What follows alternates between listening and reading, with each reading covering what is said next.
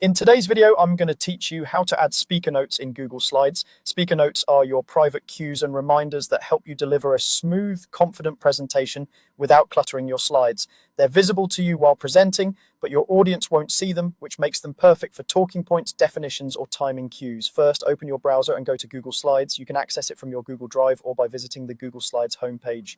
Make sure you're signed into the correct account so you can reach the file you want to work on. Once you're in, you'll see your recent presentations and any folders you have access to. Next, click on the presentation you want to add speaker notes to. This opens the file in the editor, where you'll see your slide thumbnails on the left and the current slide in the main canvas.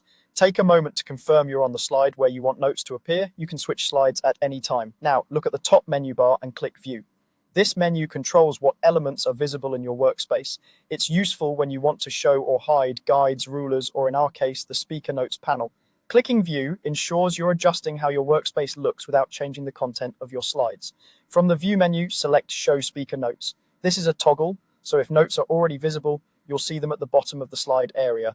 If they're hidden, choosing this option will display the Notes panel. Don't worry if you don't see anything change immediately, just check the bottom of the slide canvas for a clean text area labeled for Notes. Once speaker notes are shown, look to the bottom of your slide. That area is where your notes live. This space is designed for you to keep your main ideas, reminders, and phrasing in one place, separate from the slide visuals.